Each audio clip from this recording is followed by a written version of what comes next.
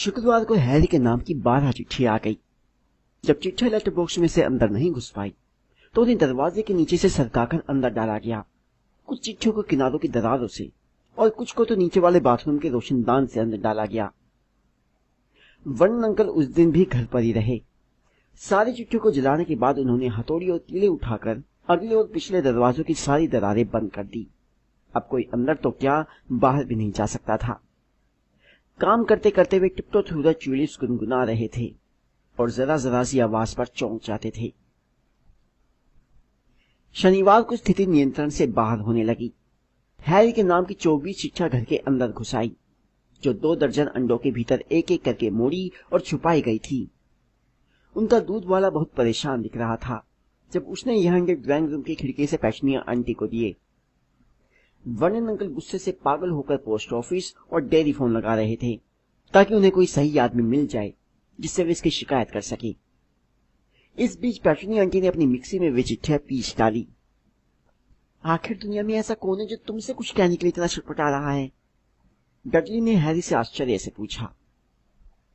रविवार की सुबह नाश्ते की टेबल पर वर्णन अंकल थके और थोड़े बीमार से दिख रहे थे, परंतु वे खुश थे।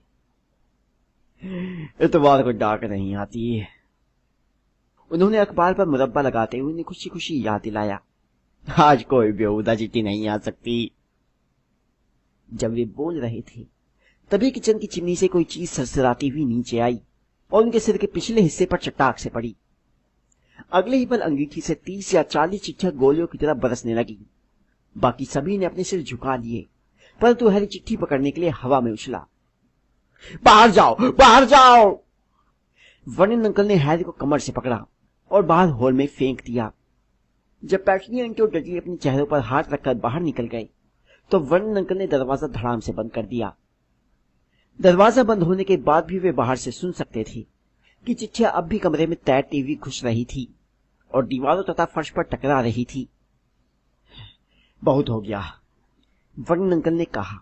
वे शांत लहजे में बोलने की कोशिश कर रहे थे, परंतु बोलते समय वे अपनी मूंछ के बाल लगातार उखाड़ते जा रहे थे। 5 मिनट में तुम सब चलने के लिए तैयार हो जाओ। हम लोग यहां से दूर जा रहे हैं, सिर्फ कुछ कपड़े पैक कर लो। कोई बहस नहीं। अपनी आधी मूंछ के बिना वे इतने खतरनाक दिख रहे थे कि उनसे बहस करने की किसी की हिम्मत नहीं हुई। 10 मिनट बाद वे लोग कीलों से बंद दरवाजों को झटके से खींचते हुए बड़ी मुश्किल से बाहर आए।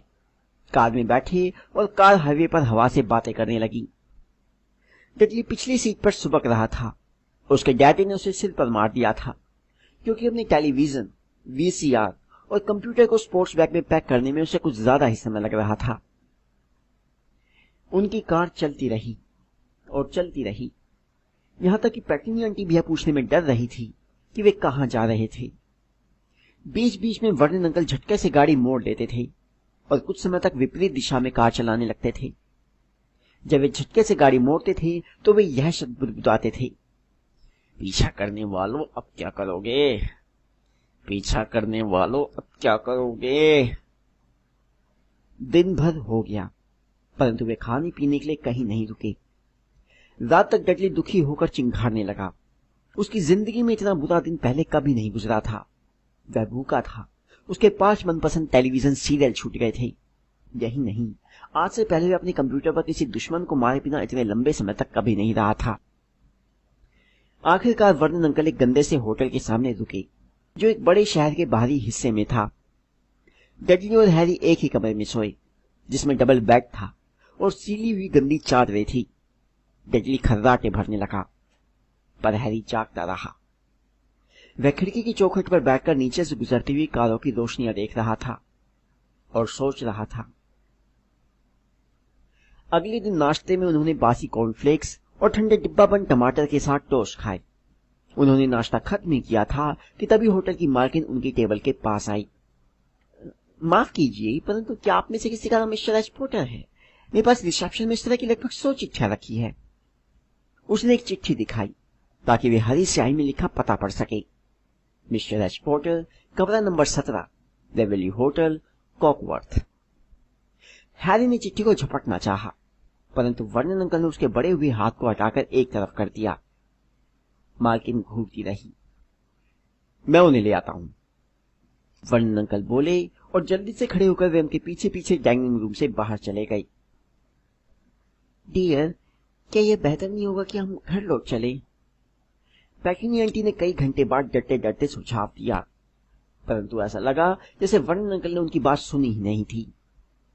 वर्णन अंकल क्या चाहते थे यह उनमें से कोई नहीं जानता था। वर्णन अंकल उन्हें कार से जंगल के बीचों बीच ले गए।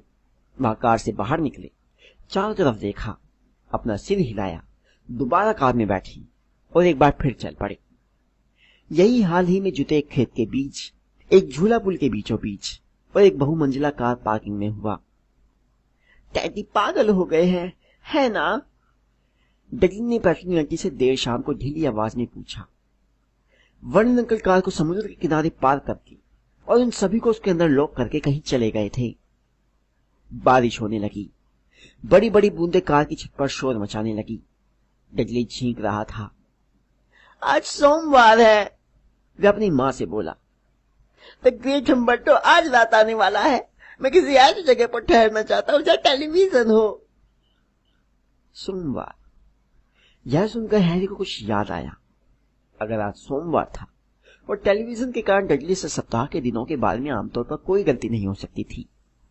कल यानी मंगलवार को हैरी का 11वां जन्मदिन है। जाहिर है उसके बर्थडे खास खुशी के मौके नहीं होते थे। पिछले साल डर्सली परिवार ने उसे कोट टांगने वाला हैंगर दिया था और वर्णन अंकल के एक जोड़ी पुराने मोजे भी। फिर भी कोई रोज रोज तो 11 साल का नहीं होता है। वर्णन अंकल वापस लौट आए थे और अब वे मुस्कुरा रहे थे। उनके हाथ में एक लंबा पतला पैकेट था और जब पैकिंग आंटी ने उनसे पूछा कि वे क्या खरीद कर लाए हैं तो उन्होंने कोई जवाब नहीं दिया। बिल्कुल सही जगह मिल गई है, उन्होंने कहा। आ जाओ, सब बाहर निकल आओ। कार के बाहर बहुत ठंडक थी। वर्णन अंकल समुद्र के काफी भीतर एक बड़ी चट्टान की तरफ इशारा कर रहे थे। चट्टान के ऊपर एक छोटी सी झोपड़ी बनी थी, जिससे बुरी झोपड़ी की आप कल्पना भी नहीं कर सकते। एक बात तो तय थी, वहां कोई टेलीविजन नहीं था। आज रात के तूफान की भविष्यवाणी की गई है, वर्णन अंकल ने खुशी से दमकते हुए और ताली बजाते हुए कहा। और इस भले आदमी ने मेहरबानी करके हमें अपनी नाव उधार दे दी है। बिना दांतों वाला एक बूढ़ा आदमी धीमी गति से चलते हुए उनके पास आया। थोड़ी कुटिल मुस्कान के साथ उसने एक पुरानी नाव की तरफ इशारा किया, जो नीचे सलेटी भूरे पानी में हिचकोले खा रही थी। खाने पीने का थोड़ा सामान मैंने ले लिया है, वर्णन अंकल बोले। सब लोग नाव पर चढ़ जाओ। नाव पर उनकी कुल्फी जमने लगी। समुद्र की बर्फीली बौछार और बारिश उनके गली से नीचे उतर रही थी और ठंडी हवा चेहरे पर कोड़े बरसा रही थी। ऐसा लग रहा था जैसे घंटों बाद वे चट्टान तक पहुंचे, जहां से वर्णन अंकल फिसलते और लड़खड़ाते हुए उन्हें टूटी फूटी झोपड़ी तक ले गए। अंदर की हालत बहुत भयानक थी। समुद्री शैवाल की बुरी बदबू आ रही थी। लकड़ी की दीवारों के बीच मोटी मोटी दरारों से हवा सीटी बजाती हुई आ रही थी और अंगीठी सीली व खाली थी। झोपड़ी में सिर्फ 2 ही कमरे थे।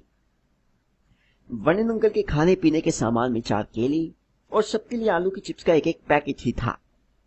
उन्होंने आग जलाने की कोशिश की, पर चिप्स के खाली पैकेट सिर्फ धुआं निकालकर ही सिकुड़ गए। ऐसे समय वह चिट्ठी होती तो मजा आ जाता है ना, वे खुशी खुशी बोले। वे बहुत अच्छे मूड में थे। जाहिर था वे सोच रहे थे कि इस तूफान में उन तक चिट्ठियां पहुंचाने कोई यहां तक नहीं आ सकता। हैरी मन ही मन इस बात से सहमत था, हालांकि इस विचार से उसे जरा भी खुशी नहीं हो रही थी। जब रात हुई तो भविष्यवाणी के अनुसार तूफान उनके चारों तरफ गरजने लगा। ऊंची लहरों की बौछारें झोपड़ी की दीवारों पर टकराने लगी और तूफानी हवा गंदी खिड़कियों को हिलाने लगी। पैकिनी आंटी को दूसरे कमरे में कुछ सीले हुए कंबल मिल गए और उन्होंने दीमक लगे सोफे पर डडली के लिए बिस्तर लगा दिया। वे और वर्धन अंकल अंदर वाले मोटे पलंग पर सोने चले गए और हैरी को उसके हाल पर छोड़ दिया गया कि वह फर्श पर सबसे नरम जगह ढूंढ ले और सबसे पतले तथा फटे कंबल के नीचे दुबक कर सो जाए। जब रात गहराने लगी तो तूफान और भी भयानक होता चला गया। हैरी सो नहीं सका। वह कांपता रहा, करवटें बदलता रहा और कोशिश करता रहा कि उसे थोड़ा सा आराम मिल जाए, परंतु उसका पेट भूख के मारे गुड़गुड़ कर रहा था। डडली के खर्राटे तूफान की आवाजों में दब गए, जो आधी रात के करीब शुरू हुआ। डडली की घड़ी उसकी मोटी कलाई पर सोफे के नीचे लटकी हुई थी और हैरी को उसके चमकते डायल से यह दिख रहा था कि 10 मिनट बाद वह 11 साल का हो जाएगा। वह लेटा रहा और देखता रहा कि उसका बर्थडे टिक टिक करके करीब आ रहा है। वह सोच रहा था कि क्या डर्सली परिवार को उसका बर्थडे याद रहेगा, और यह भी कि चिट्ठियां लिखने वाला इस समय कहां होगा। 5 मिनट बचे थे। हैरी को बाहर किसी चीज के चरमराने की आवाज आई। उसे डर लगा कि कहीं छत टूट कर ना गिर जाए। हालांकि ऐसा होने पर उसे अधिक गर्मी मिल जाएगी, इसमें कोई संदेह नहीं था। 4 मिनट बचे थे। शायद त्रिविक्रम के घर में अब तक इतनी सारी चिट्ठियां इकट्ठी हो गई होगी कि जब वे वापस लौटेगी तो वह किसी तरह से एक चिट्ठी चुराने में सफल हो जाएगा। 3 मिनट बचे थे। यह समुद्र की आवाज थी जो इतनी बुरी तरह से चट्टानों से टकरा रहा था। और 2 मिनट बचे थे। यह अजीब सी चटकने की आवाज कैसी थी? क्या कोई चट्टान समुद्र में गिर रही थी? 1 मिनट बचा था और फिर वह 11 साल का हो जाएगा। 30 सेकेंड, 20, 10, 9। शायद उसे डडली को उठा देना चाहिए, सिर्फ उसे चिढ़ाने के लिए। 3, 2, 1। फड़ा! पूरी झोपड़ी हिल गई। हैरी उठकर सीधा बैठ गया और दरवाजे को घूरने लगा। कोई बाहर खड़ा था और अंदर आने के लिए दरवाजा खटखटा रहा था।